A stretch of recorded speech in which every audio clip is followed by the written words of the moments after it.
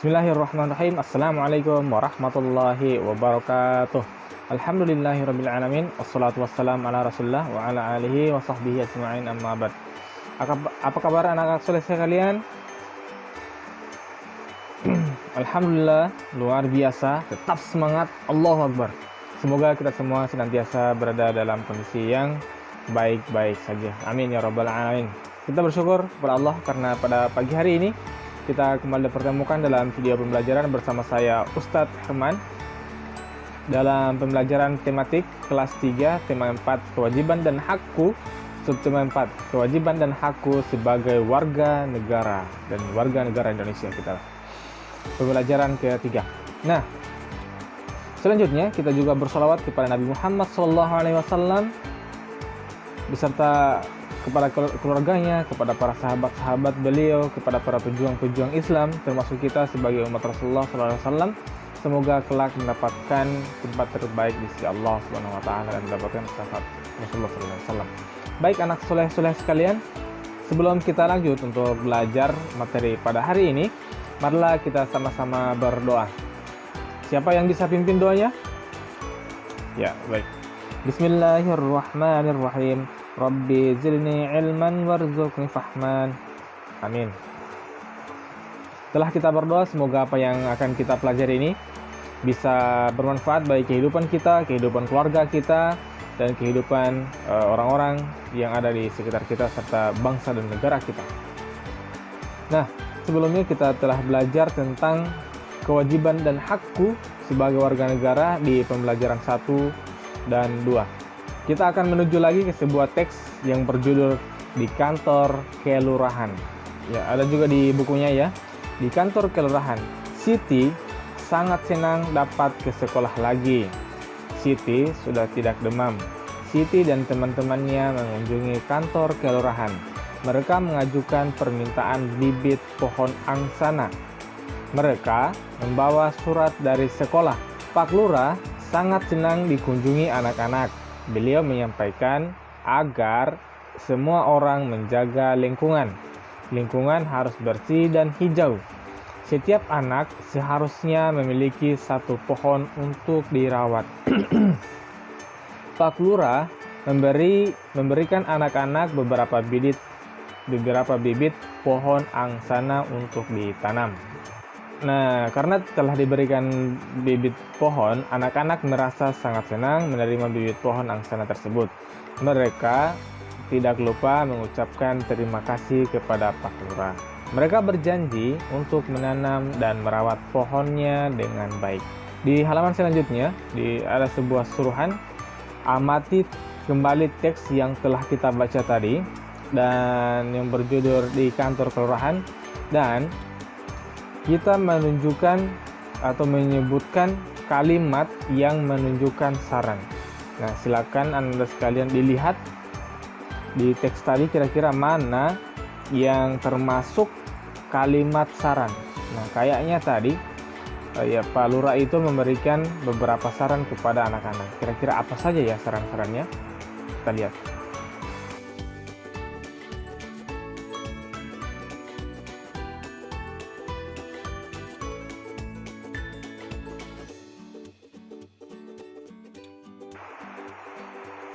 Nah, saran yang pertama adalah Pak Lurah menyampaikan agar semua orang menjaga lingkungan. Lingkungan harus bersih dan hijau. Nah, saran yang kedua adalah agar setiap anak seharusnya memiliki satu pohon untuk dirawat. Nah, anak-anak sekalian juga perlu tahu bahwa pohon yang kita tanam atau yang kita rawat, baik itu di sekolah ataupun di rumah kita, itu sangat memberikan banyak manfaat untuk kita semua.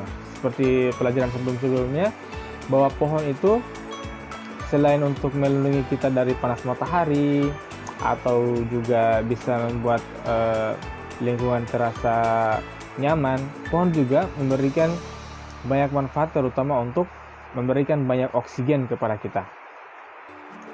Terus juga pohon juga memberikan kesejukan, segar di sekitar pohon tersebut, dan penampilan juga ataupun tampilan di lingkungan kita terasa hijau dan asri gitu ya. Nah, jadi semua orang berhak mendapatkan lingkungan yang bersih dan hijau ya. Akan tetapi masih banyak saluran air yang tertutup sampah. Ya, akan tetapi masih banyak saluran air yang tertutup sampah. Ya, jadi pohon-pohon juga banyak yang habis ditebang, bukan? Kita lihat itu di sekitar kita atau di hutan-hutan.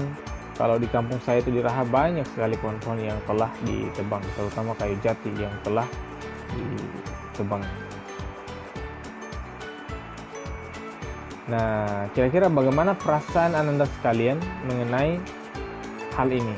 Banyak penebangan pohon di mana-mana, sehingga hutannya menjadi gundul, sehingga gampang area sekitar itu terdampak banjir. Kira-kira bagaimana perasaannya? Tentu kalau saya pribadi perasaannya ya sangat prihatin ya, ketika orang-orang di luar sana menebang pohon tanpa menanamnya kembali ataupun mengganti dengan pohon-pohon yang baru. Nah, saran-saran dari pertanyaan tadi lah: 1. Setiap warga sebaiknya tidak menebang pohon secara sembarangan. Yang kedua, warga itu sebaiknya melakukan penanaman kembali daerah yang pohonnya telah ditebang. Yang ketiga, warga sebaiknya merawat pohon sehingga pohon-pohon terjaga kelestariannya. Nah, seperti yang saya sampaikan tadi. Dan yang keempat, warga itu sebaiknya membuat dan melaksanakan program lingkungan hijau atau biasa juga disebut dengan penghijauan kembali hutan-hutan yang telah gundul. Ya, kita lanjut. Pak Lurah ingin membuat wilayahnya hijau. Beliau menugaskan setiap rukun tetangga atau RT untuk menanam pohon angsana di wilayah itu terdapat 10 RT. Beliau menugaskan 10 RT untuk menanam. Berapa banyak bibit yang dimiliki oleh Pak Lurah dan berapa banyak bibit yang diterima setiap RT? Nah, seperti pelajaran sebelumnya, kita akan lihat cara memprediksi.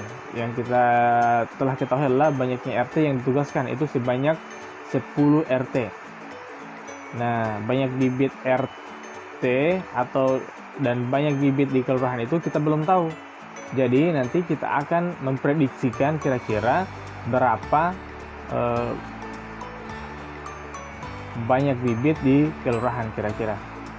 Kita contohkan misalnya banyak bibit di kelurahan sama dengan 1000 dan banyak bibit untuk RT ya, per RT itu tinggal kita bagikan 1000 dibagi dengan 10 itu punya 1 0, sementara 1000 itu punya 3 0. 10 kita hilangkan nolnya 1, maka 1000 juga kita hilangkan nolnya 1 ya. Jadi 100 bagi 1 itu sama dengan ya, semua angka yang dibagi dengan 1 sama dengan angka itu sendiri, mau berapapun itu, jadi 100 ya.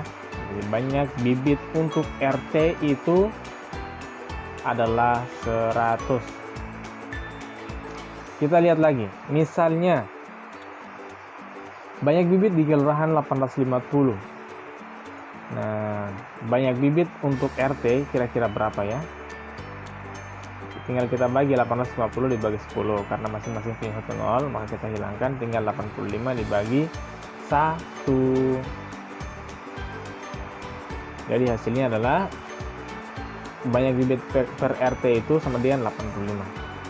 Untuk hari ini, alhamdulillah tugasnya itu tidak ada yang ada hubungannya dengan materi tema hari ini, karena ini sebagai penguatan saja terkhusus untuk matematika itu, dan penentuan yang mana kalimat saran itu sebelumnya kita sudah pelajari ya. Maka tugas Anda sekalian ini berhubung hari ini atau maksud saya kemarin adalah salah satu hari besar, yaitu hari guru. Maka tugas Anda sekalian adalah mengirimkan video pembacaan puisi yang berjudul Guruku ya. Contohnya seperti ini ya. Nama saya Herman, saya akan membacakan puisi yang berjudul Guruku. Guruku, engkau adalah pahlawanku. Ilmu yang kau berikan padaku sangat bermanfaat bagiku demi masa depanku. Guruku, engkau orang tua kedua bagiku, selalu memberikan perhatian padaku dalam mencari ilmu di sekolahku. Guruku, terima kasihku untukmu, harapan dan doaku panjatkan untukmu. Semoga Allah selalu melindungimu. Amin ya rabbal alamin. Ya, seperti itulah kira-kira contohnya ya anak soleh-soleh sekalian. Terima kasih. Ya, nanti tugasnya dikirim di grup ya, atau boleh juga di japri ke saya. Ya, cukup pembelajaran materi hari ini. Terima kasih banyak sudah menyaksikan video pembelajaran. Semoga Anda sekalian bisa mengerti dengan penjelasan yang singkat ini. Semoga Anda senantiasa juga diberikan kesehatan, kekuatan, dan semangat yang kuat untuk belajar dan beribadah, serta jangan lupa untuk senantiasa membantu orang tuanya dalam menyelesaikan pekerjaan-pekerjaan yang ada di rumah sebisaan Anda, seperti itu ya. Ya, kita akhiri pembelajaran hari ini dengan mengucapkan subhanakallahumma wa bihamdik asyhadu an la ilaha illa anta astaghfiruka wa atubu ilaik. Assalamualaikum warahmatullahi wabarakatuh.